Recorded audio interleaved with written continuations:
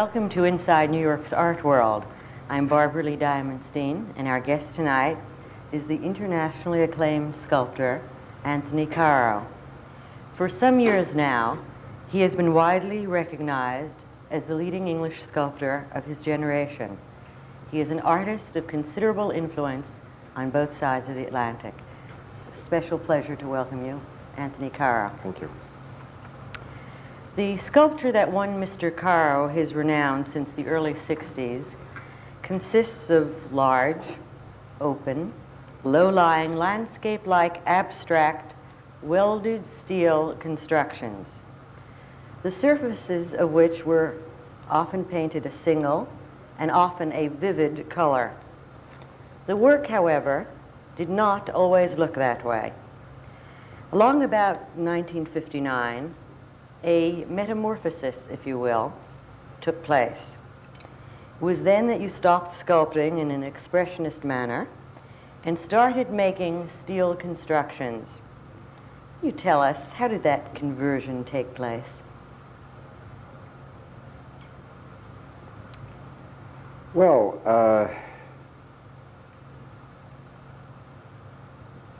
it seemed to me that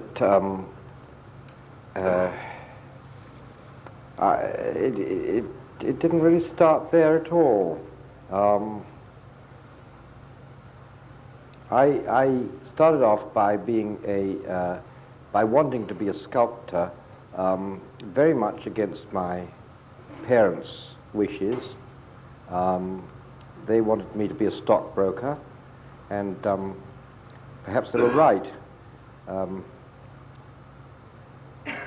Except I don't think I'd have been a very good stockbroker. But anyway,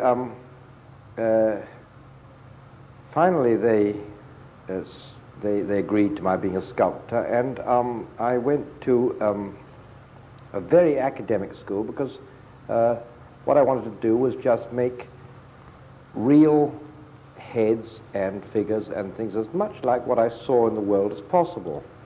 And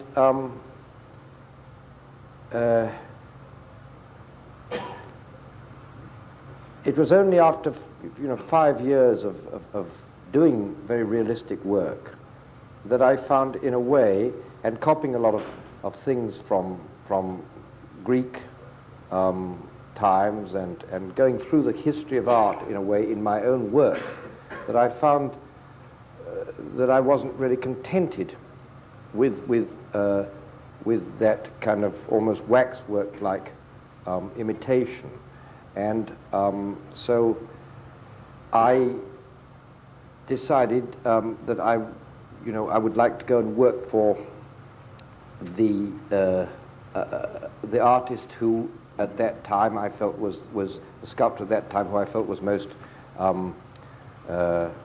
exciting me, and I felt was the source. I went to the source, and it seems to me. You're actually condensing a great deal of history. Well, perhaps you might tell us, too, who that sculptor was and how you came to work for him. Yeah, well, that was Henry Moore, and well, no, I'd like to finish in a way, your question, and we can go into the kind of social details later, but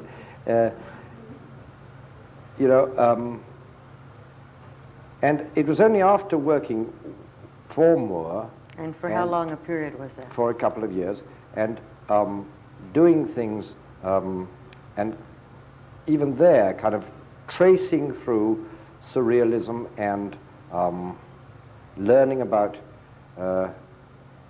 Negro art and things which I hadn't seen at all at the academy, whereas the academy was a school which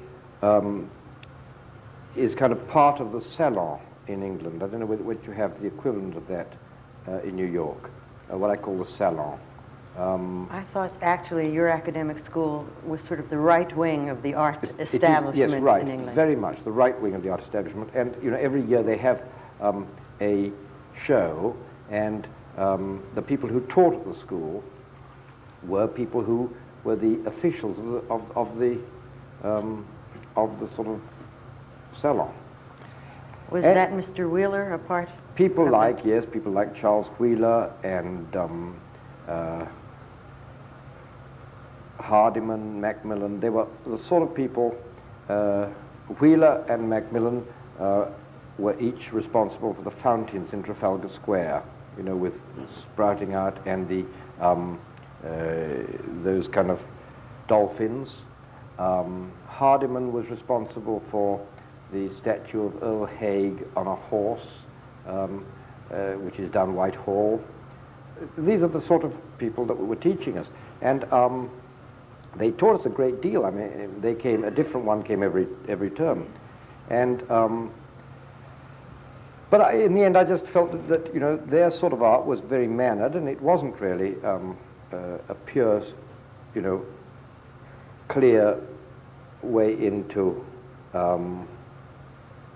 making sculpture of what I saw and what I felt. And I felt that Moore could teach me more about that than others. So eventually I worked for 2 years for Moore, and after leaving him, I came through to making, to being influenced by Picasso bronzes, and a much more expressionist sort of work.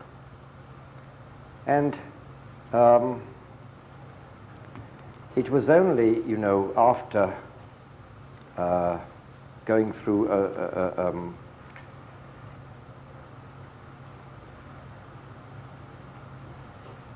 well, after finding really that those bronzes themselves weren't real. They weren't real in the sense that one was able to have a rapport with them like one could have with another person or something. That I found that I had to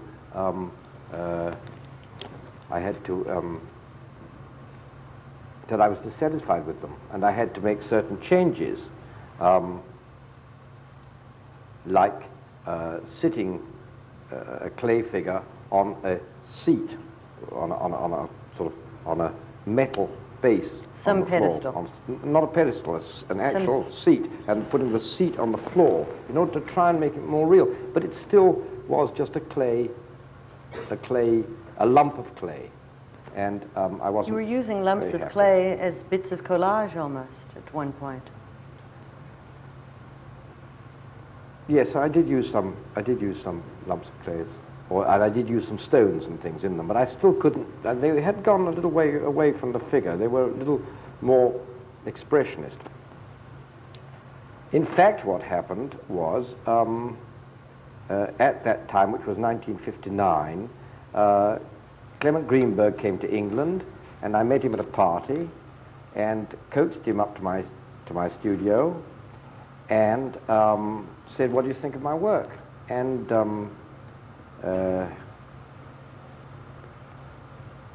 in effect, he said not much, but in fact, he made me feel at the end of the day that he made me feel very much better, not worse. He made me feel there was a lot of hope, and that, you know, I simply had to start to, you know, rethink things a little bit. And in the fall of that year, I got a Ford English-speaking union travel grant, and I came to the States. Which you had applied for before that meeting. Which I had applied for before that meeting. Right, and the year before I hadn't got it. And the second year I got it because I knew what questions the other guy was going to ask. Well, I assumed that he was. He came up with exactly the same questions, funnily enough. He must have had a very small repertoire of questions. And as I'd actually I'd practiced the questions with my wife. I mean, she was him and I was me, and then she corrected me and said, "No, that's not good enough, try again." Till I got them pretty good, and then in the end he came up with the identical questions. I had them absolutely spot on. So then I got the you've acknowledged actually a great deal to your encounters with American painters, especially Kenneth Noland, yeah, and an American critic, especially Clement Greenberg. Perhaps you might describe, after that meeting at, was it at William Turnbull's? Mm-hmm. The origin, the nature, the duration of those encounters. What was the constellation of circumstances once you arrived here? And why did they influence your work as strongly as you have acknowledged they have? Well, in '59 I came here, and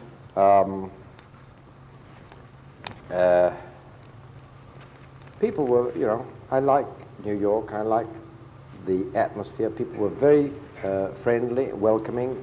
I found that I had the opportunity to meet a lot of artists and see their studios.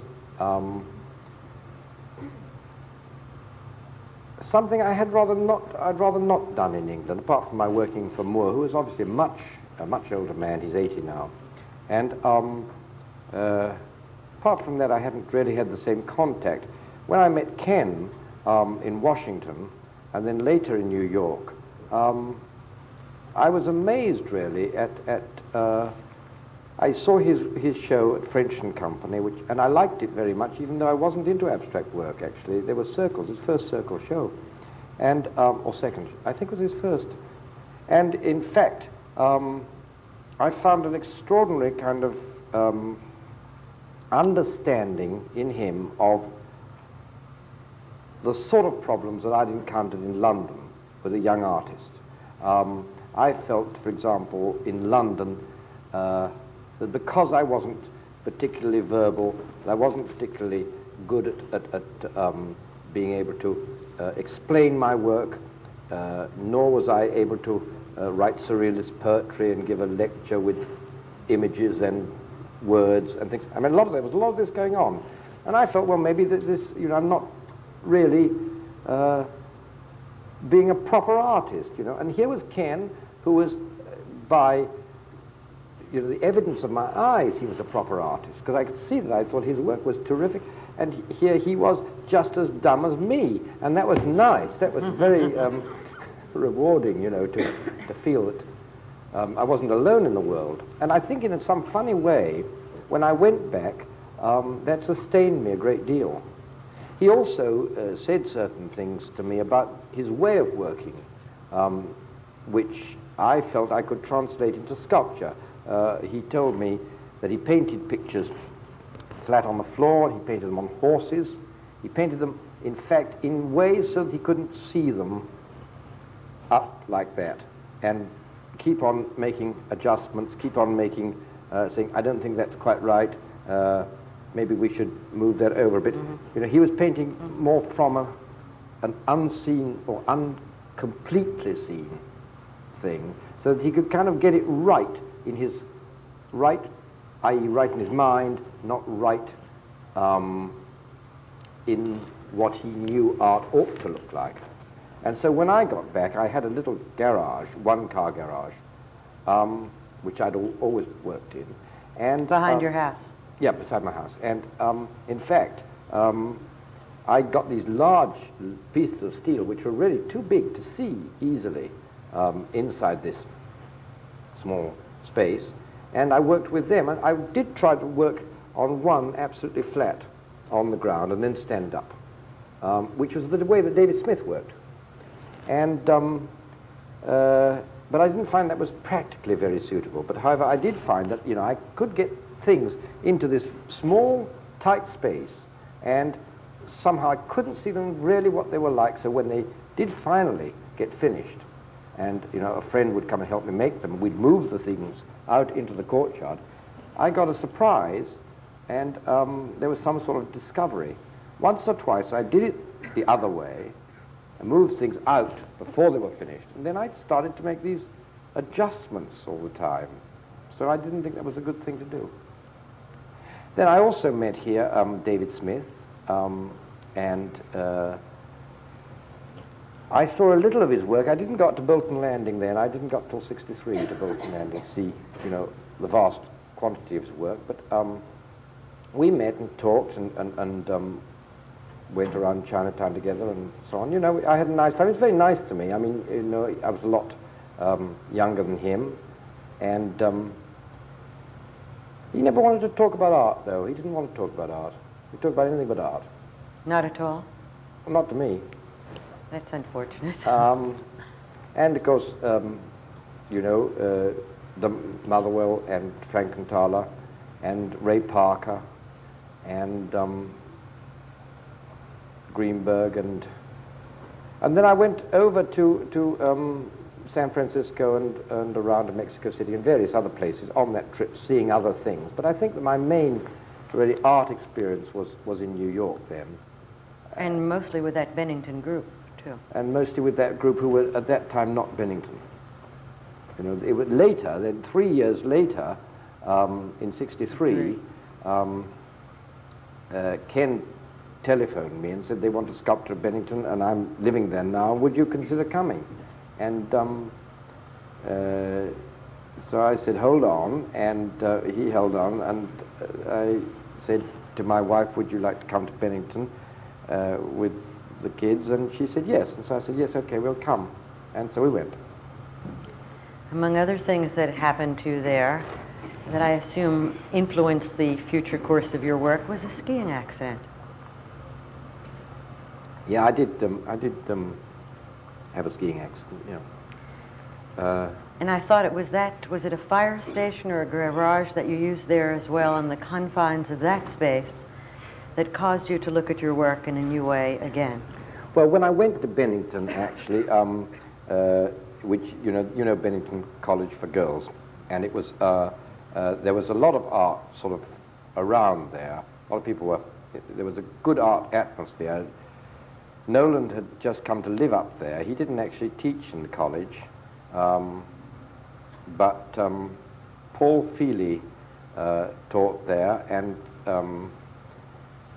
Jules Zalitsky came and taught the same term as I did, started. David Smith, I was a little late in coming because I had to put on an exhibition in London, and David Smith set up, he lived only 90 miles away, and he set up the welding shop there, and for the kids. And then there were a lot of visitors used to come every weekend, and it was a tremendously nice atmosphere, a lot of talk about art and a lot of good times and so on. And Noland and Zalitsky, said, well, you've got to make sculpture. And I said, no, I'm only here for a limited time. I wasn't sure how limited. And I said, I didn't want to make sculpture. I wanted to have a good time. But they continued to kind of try and press me towards making sculpture. Misplaced competition, I'm sure it was, just like ping pong. And then, in fact, I learned to ski, which I had never done before. And when I broke my leg, then I started making sculpture. I don't know how it happened that way around, but it did. And I worked in the fire station there, which was a larger space, and I was able to put my work out afterwards. And I think I learned a great deal from those two particular artists, Ken and Jules. How does the influence of a critic like Greenberg resemble and differ from the influence of another artist such as Noland or Zalitsky?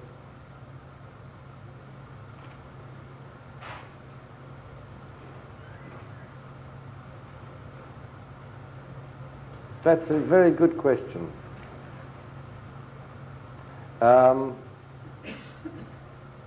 And it's hard to put your finger on. I think that I watch Noland and Zalitsky out of the corner of my eye. And I think in a way what I'm doing is I'm trying to sort of see them in this kind of competitive sense, like two tennis players might be paying attention to how the other tennis player was playing his match. You know, they might be watching like, one guy might be watching another guy playing in another match and getting to see, where his weaknesses were and where his strengths were. Not because he wanted to better him necessarily, because he could learn from him in terms of making art, in terms of his art life, really. Now, I don't think that is true about either of the two critics who I find the most exciting critics around, which are Clement Greenberg and Michael Fried. In a sense, and they're very different, Greenberg is very specific, and he will actually say, Like, I always say he's got the fastest eye in the West. And he comes in, he'll make a sharp kind of decision and say, that's right, but that piece there is unnecessary. Or why not leave that on, or something. And he will say... In terms of the construction itself, in terms addition of the to actual the color. object. You know, he will say, yeah, I mean, he will actually sort of say, I like that piece, but I think that that's not necessary. Or, you know, you always leave these ends on. That's an extra end. You know, something like that. And that, you know, I don't accept it every time, but I mean, I find that if I have, you know, I'll go through dozens of sculptures with him, and just put with a bit of chalk on what his comment was. And later I'll go back, and I'll very often find that he's kind of clarified the sculpture. He's made it more itself. Do you liken his role to that of an editor for you? I don't know what an editor does. But I mean, he doesn't do it. I live in England. He doesn't often, you know, I often don't get a chance to see him from one year to the next. But when he does come in the studio, I don't want to be out of town. I want to be in town. I want to make sure that he comes in and that he has a look at what I've done, because I'm going to make, I'm going to get a whole, like a whole new thing. It's like somebody tasting your cooking, you know, something like that. Something of that sort. But what Michael Fried will do is rather different from that. You know, I think I can say to Michael, I'm thinking, I've got a whole idea about, you know, maybe sculpture could hang from the ceiling. You know, what do you think about the idea of sculpture? I mean, I haven't sculpture hanging, but what do you think about, you know, putting sculpture in a whole new kind of thing? And he'll say, well, yeah, that's an idea, but, you know, maybe it should hang from the wall or something. I mean, I don't know what, but he will sort of, he will almost talk as theoretically, in a sense. The devil's advocate role? No. The art historical role? No. I haven't explained it right. I can give an example of how Michael Fried was helpful to me. There was a time I was making a lot of sculptures that ran along the floor and seemed to be, you know, too much ground hugging, and I felt that because I had been keen that sculpture should not be in a different world from us and should not be stuck up on a pedestal, separated from us, that I ought to try and make it more real, put it on the floor. And then I got fed up with that, and I thought, because I saw it, not only was I doing it, but lots of people began doing it, and it kind of became almost as much of an assumption and a boring thing as these sculptures that were on pedestals. But so much has been made of the relationship of your work to the ground itself, where Sure. the floor is really part of the sculpture.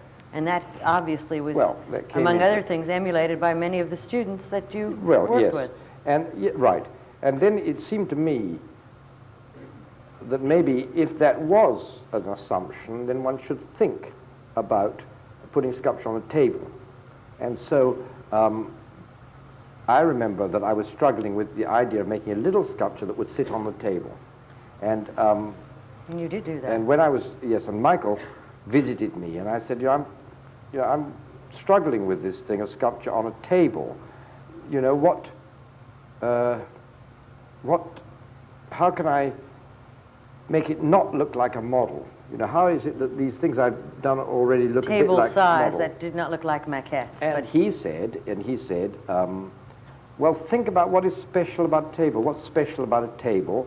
And it was he who pointed out the table's got an edge, so you've got to kind of, you know, you could establish the edge as an important part of the sculpture, and also that things on tables, like cups and saucers, and not saucers, cups and pitchers and things like that, have got handles. So, you know, would you consider maybe using handles? And, you know, as soon as he said handles and edge, I was able to start making, you know, I mean, it was he who's able to kind of, he was able to do that sort of thing, rather. I don't think that's the way that Clem works. I don't think that's the way that Ken or Jules would stimulate one. How would Ken and Jules react to any? Can you be specific about any of their reactions to your work or their suggestions? Yes, I mean, Ken once said to me, "What you know?" When I first went to Bennington, Ken said, "What do you put it all into one sculpture for? You know, you're like you're investing everything in one sculpture, and you make 5 a year or 4 a year. You know, why don't you make a series?" That's the way that Ken would.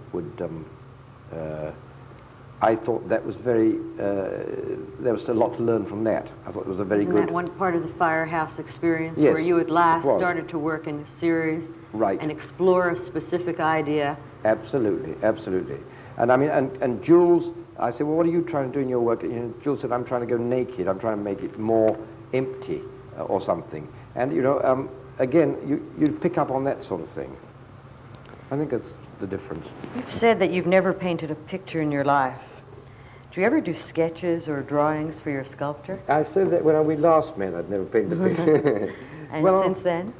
I've tried to mess around a little bit with paper and kind of drawings, but colored drawings on paper this last summer.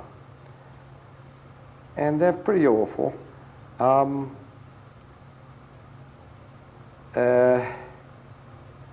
But I might come through to doing something. It's fun to try, and I have an opportunity to work here, actually. Helen Frankenthaler said, you know, whenever I want, I can come paint in her studio, because she made sculpture in my studio one time. And I would like to try it. But I do realize it's quite difficult. I mean, I think it's a little more difficult than I thought it was. Do you ever do drawings or sketches for your sculpture, or is it really this intuitive, improvisational activity? Yeah, it's all that. Can you describe that for us?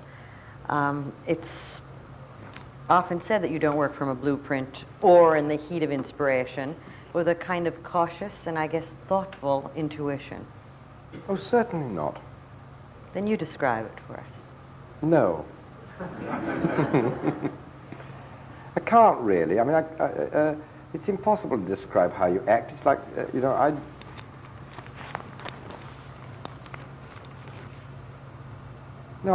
don't think, you know, well, what I will say is this, that I think that I was cautious and thoughtful when I was moving very heavy lumps of steel about myself entirely. In fact, in the old days, I remember sitting for hours and just, you know, wondering whether it was worth it to move this big bit of steel. And I think that's not cautious so much as lazy. But what I've found is that I work different ways.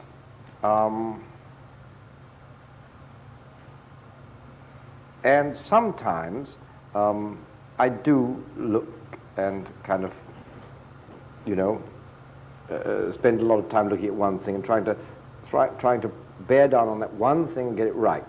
Sometimes I have several things all around, and I flip nervously from one to the other. Sometimes, when I'm working with somebody, because I've been very fortunate, and I've had other sculptors who've been kind enough to help me, and I've had crane drivers and welders and people. I learn a lot from them and their either their approach to sculpture or their approach to heavy material, and I try and go with that a bit. I think what I do most really is kind of is use people as a sounding board in some way. I find very much that having other people to watch and to look at and to pick up from is helpful. You've had a very unconventional training by your own description. Before your academic art school, you were a student at Charterhouse, I guess the kind of career that prepares one for work in the city, the financial district. And you majored in engineering. Firstly, do you think that engineering background in any way has influenced your work? Not at all. Not at all, no. You say I majored, but I say I flunked. Anyway, I mean, you know, that was okay. I just, I didn't like it. And it never meant anything to me. I never really had any understanding of it or interest in it. And it was, a lot of it was mathematical and boring as anything. By the time you were 17, not only your father, but your art teacher told you to be a stockbroker. What That's permitted right. you to sustain, I mean, how did you sustain yourself and commit yourself to a career in art?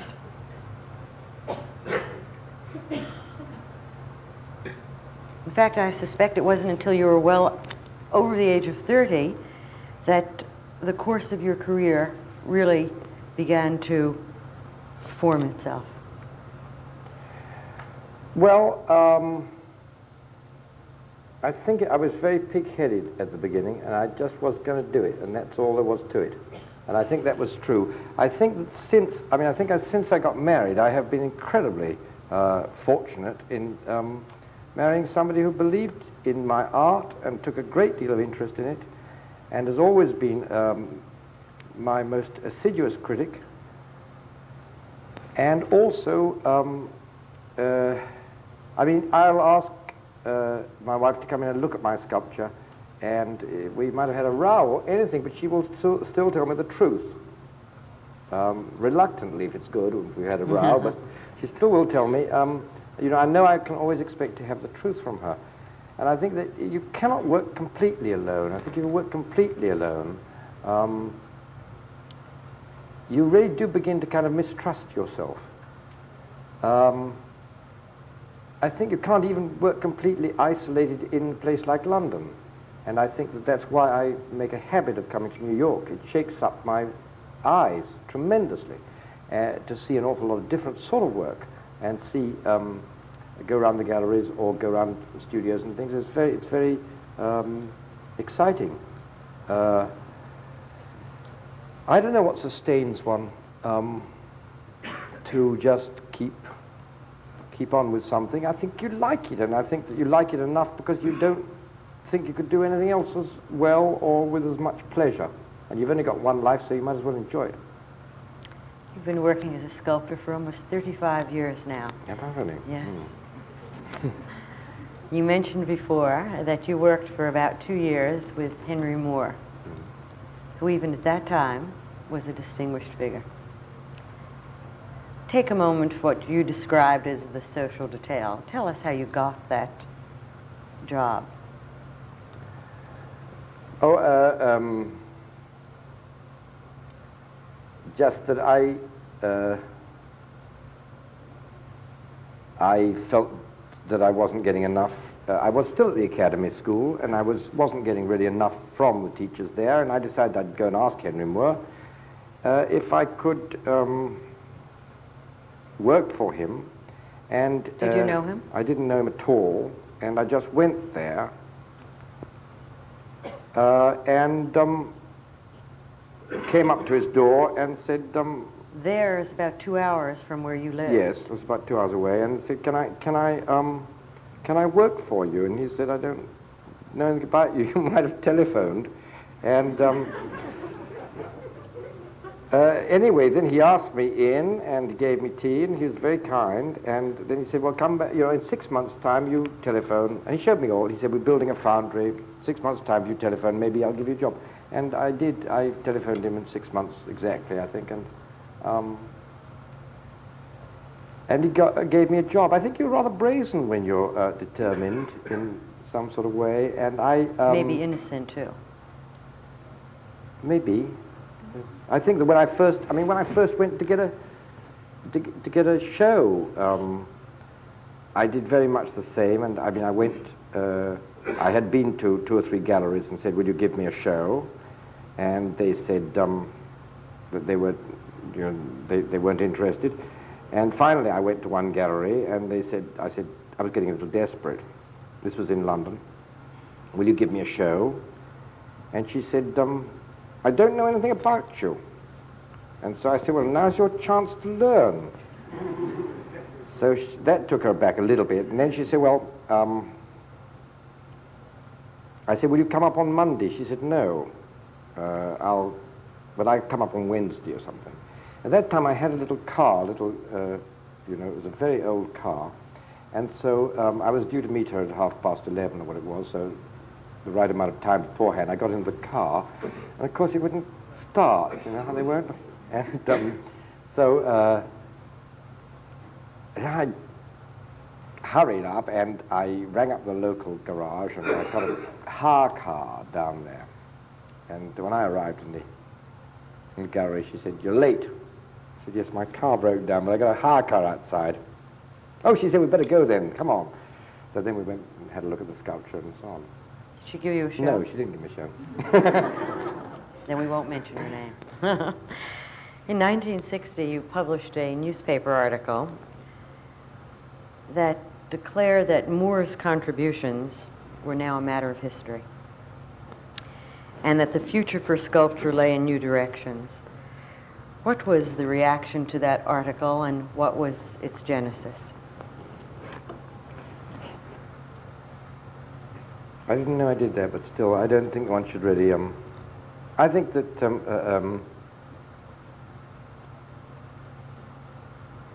I think I was just reacting against the older generation, and I think that there's no harm in it. And I think that I wish that I would like to see some intelligent reaction against the sort of work that I make too, you know.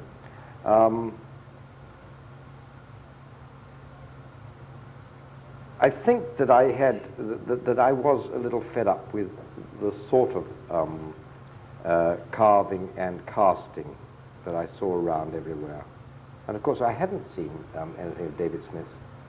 And I was teaching at that time, and I felt, I think, I remember saying to my students, you know, let's try and, you know, anything physical can be sculpture, anything can be sculpture. Unfortunately... These were students at St. Martin's? Yes, and many of them, I'm afraid, or some of them, later went out and took it more literally than I meant, and said that when they were walking about there could be sculpture and so on, which I don't think is sculpture. I mean, the very conceptual. But in fact, what I really meant, and some of the experimental classes that we did were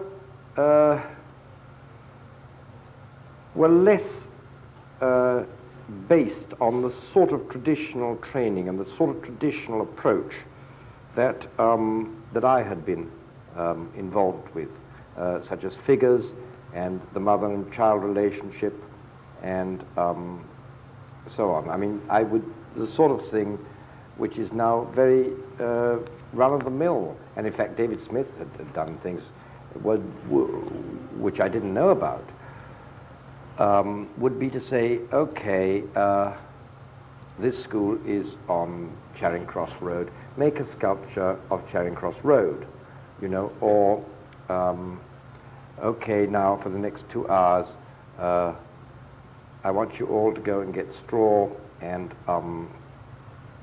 boxes or whatever it was, and make a sculpture of that, or let's make a sculpture called a yell, or you know, I mean, in those days, I mean, these things are very much more thing, but those days that was a little bit unusual. But even then, your work was considered of a more advanced nature, even as compared to David Smith, who I guess was the last hero figure of that medium. And they were referring to your example of what was called horizontality, the horizontality of your work, work that replaced the totemic, the piled vertical on base system. Can you tell us the evolution of that mode of construction of the horizontality of your work? Well, you used the word landscape at the beginning, and that is something I very much don't think it is. You know, I don't relate it to landscape. I always felt that David's work had a kind of figurative feel about it because of its horizontality. You know, you use totem and figure and so on. It's kind of a standing person in a sort of way. Doesn't your work relate to gravity and to the ground?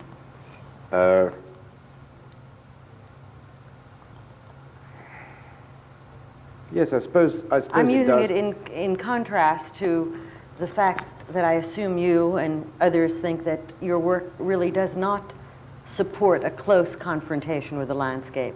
But I'm thinking of it really as its relationship to the ground itself. I'm not following you, I'm sorry. Well, let me try another example.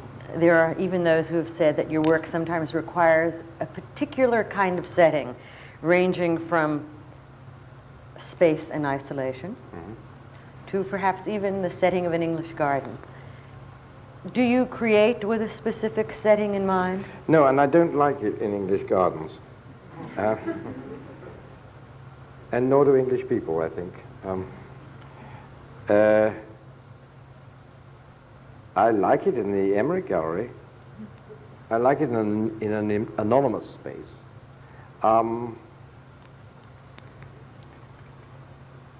I don't create it with anything in mind like that. No, I just want to make it work in a way. I could imagine creating it with a space in mind, and I have made one sculpture that is particularly for a space. But normally, I just want it to work in a way, and then in a sense, what you have to do is to find the place it works best. Is there any particular setting that you seek for or find most appropriate for your work, other than that neutral space? No, it's very much like, and I've said this before, it's very much like writing a piece of music. And really, it can be played almost anywhere. You know, if you write a sonata or a string quartet, it can be played in a great many places that are not wrong. But some places are utterly wrong, obviously. I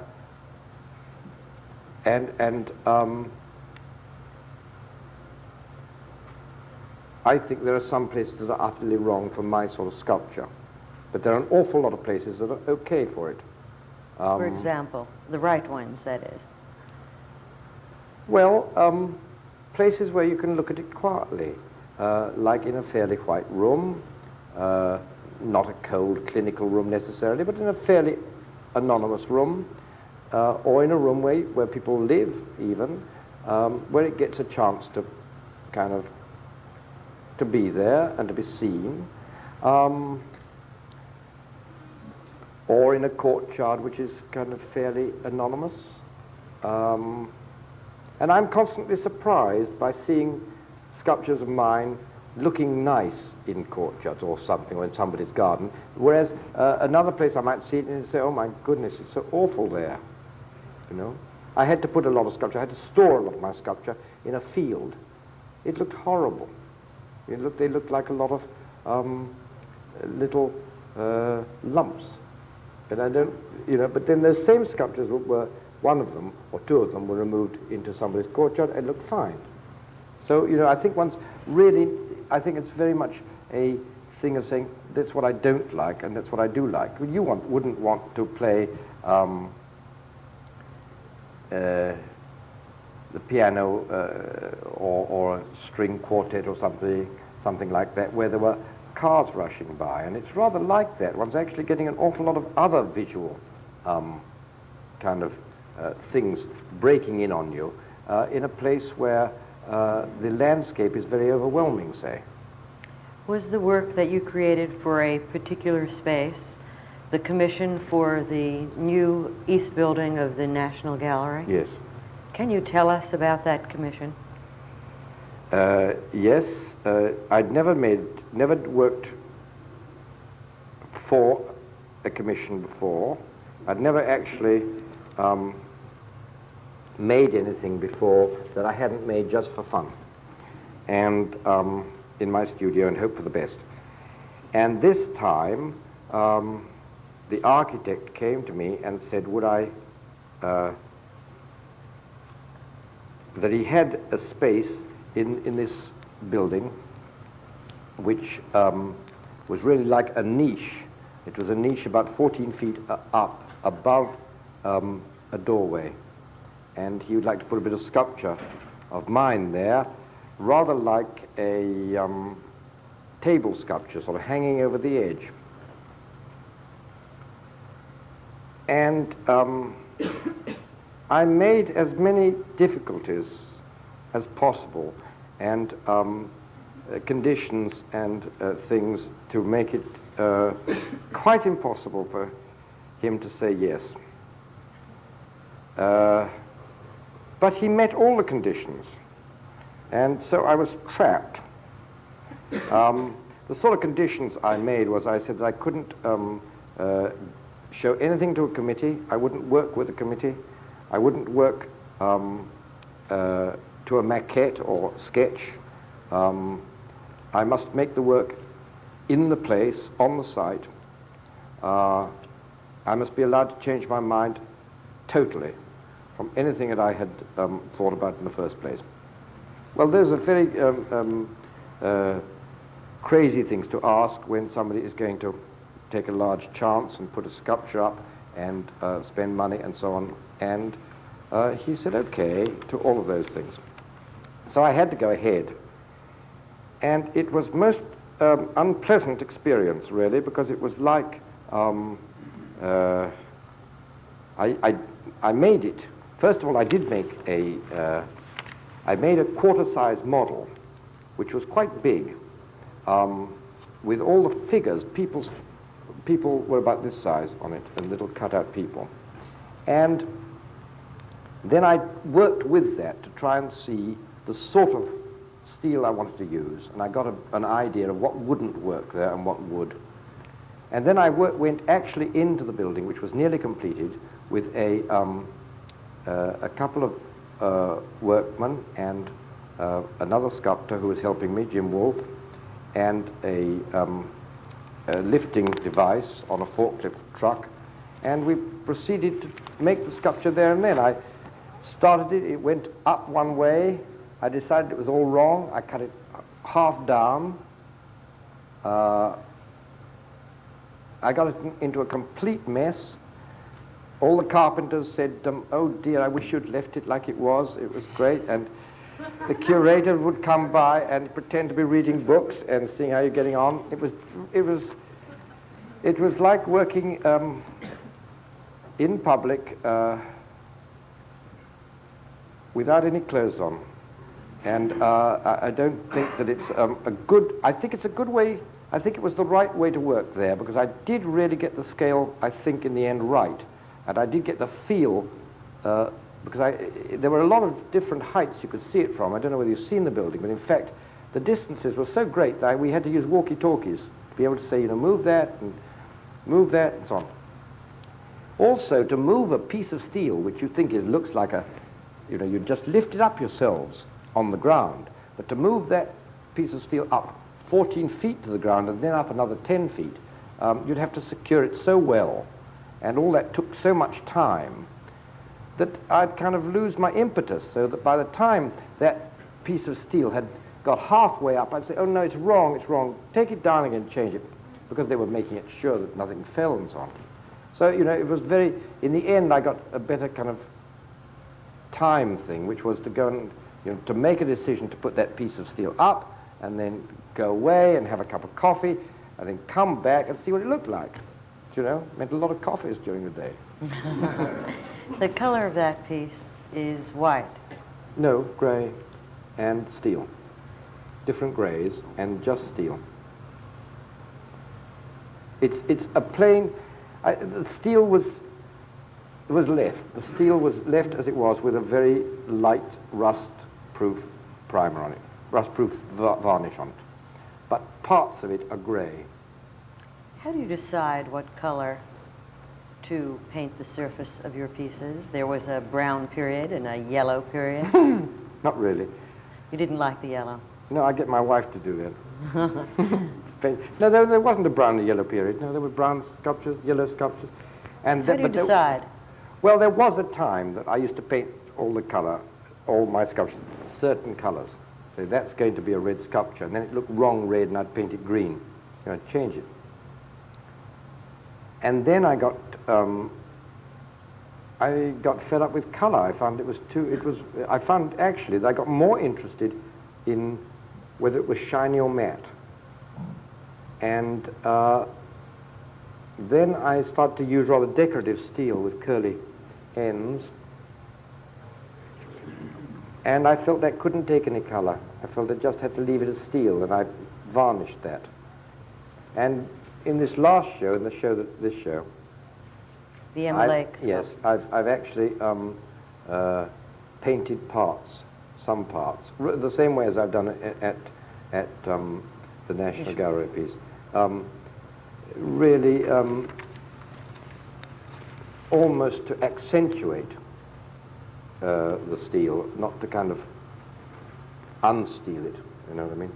In your conversations with Clement Greenberg, who certainly has shown a devotion to the unpainted surface in the most recent period, has he expressed that same idea in the surface of your work? Would you prefer it be painted or unpainted? And has that influenced you? Oh, no, you're talking about the whole... David Smith, yeah. Yeah.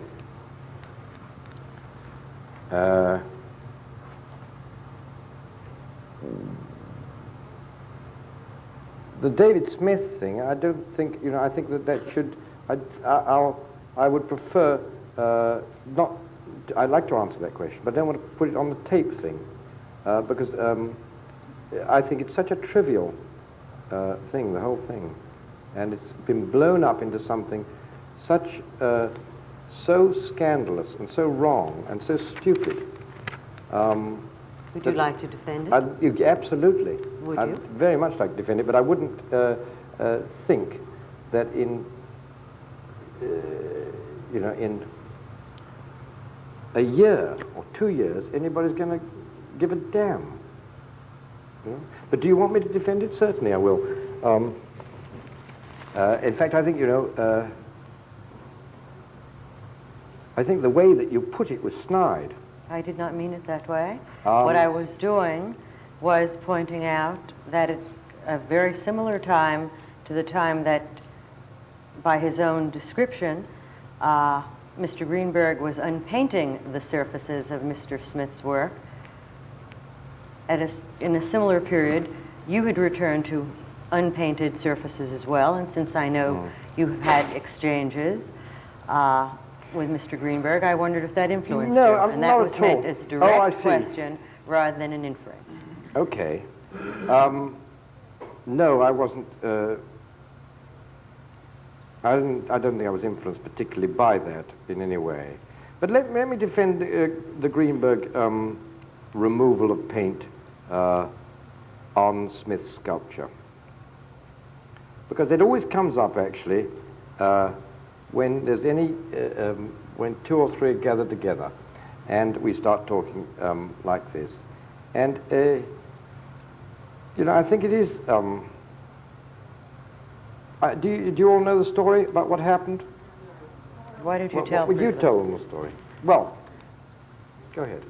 Tell them the story. Very briefly, long after the death of Mr. Smith, Mr. Greenberg, the executor of his estate and his close associate, chose to remove the painted surfaces from a number of sculptures that David Smith created.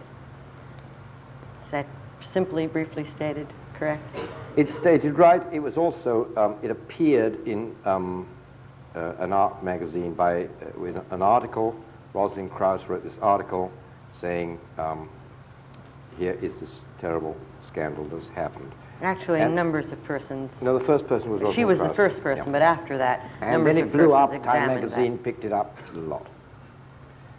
And so what actually happened was that there were some painted pieces, but David Smith actually used to put a great many coats on his work. He didn't just put one coat on, because he took a great pride in it. He would put, he told me sometimes he put as many as 27 coats on a piece of sculpture. And these pieces that were, the paint was taken off, had white priming coat on. That's all. It was the primer. And David Smith hadn't decided what color they were going to be. He hadn't, in fact, you know, you could call them unfinished works. So you're saying rather than a painted piece, this was the primer that we were Primer seeing. is what we were seeing. We were seeing sculptures white. David Smith, I'm sure, would never have left them white.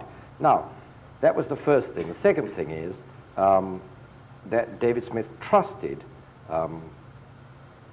Greenberg. He trusted his eye. He said to me, I have one critic, and that's Clement Greenberg. He said those words to me. And we call executors in England trustees. Do you hear? And I think it's rather nice in a way, because it means they're people who you trust. And David Smith trusted Clement Greenberg, and David Smith was dead.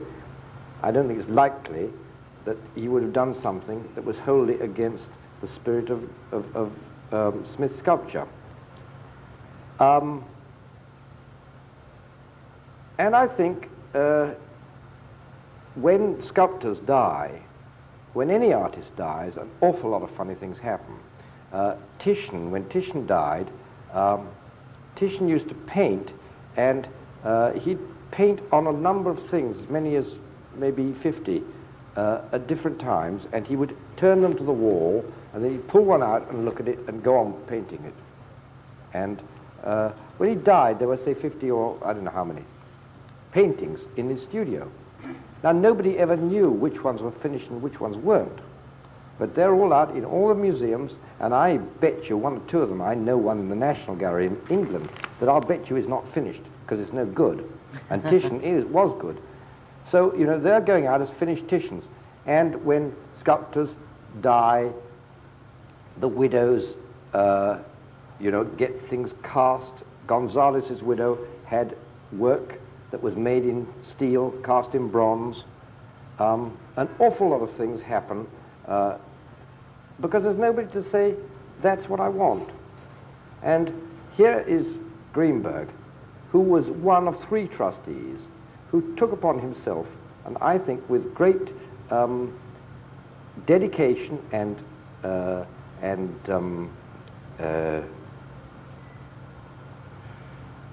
responsibility.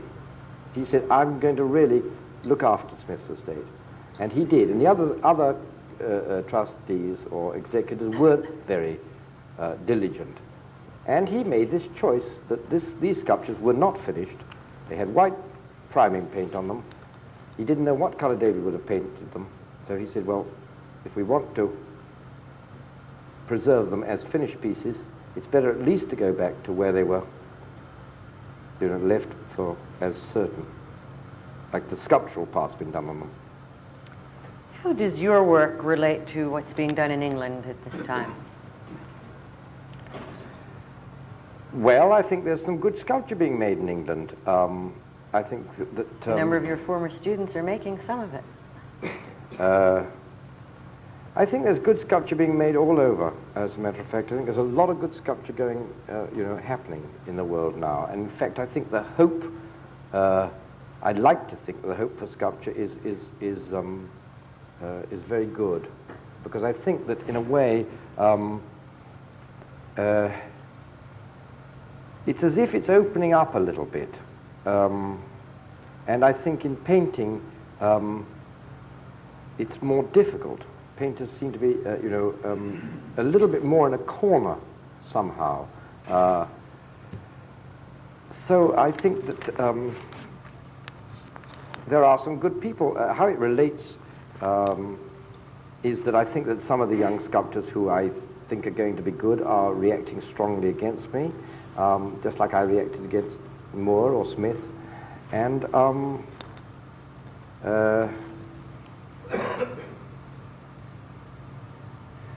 but I see a lot of sculpture I like, both here and in Canada, a certain amount in Australia. In your most recent work, you created it, in fact, in Canada, as I recall, in Saskatchewan. How did that come about? What is Emma Lake? Where is Emma Lake? Emma Lake's a lovely place. It's there's a lake up there in the woods, and the University of Saskatoon have, or Saskatchewan at Saskatoon, they have a kind of summer camp up there. There's a central cafeteria where you eat, and there are little cabins where you live. And if you want to work, you can work, and if you don't want to work, you can go out in a canoe, but there's nothing else to do. I mean, really nothing. So you work a great and so deal. you work, and also the meals were at funny times, like at 8 o'clock in the morning, breakfast, and if you were there later than 10 past 8, you missed it. So I was thinking, so 8 o'clock breakfast, 12 o'clock lunch, 5 o'clock dinner, and that's it. And so after 5 o'clock, you know, you've got to go back to work. There's nothing else to do. So I worked, you know, long days. And how many works did you create there? well, I didn't work alone. I was very lucky. I had Doug Bentham, who's a sculptor from Saskatoon, who was incredibly helpful, and he had a truck with a crane on it. No, with a crane on it actually. And he went, and he was willing to work just as long and as hard or harder than I would. And so it was great. We kind of spurred each other on, and we gave each other ideas. It was very good. Well, he gave me ideas. I had a very good time there. You like working in collaboration? Yeah, love it, love it. I don't believe that sculpture is, I don't believe that art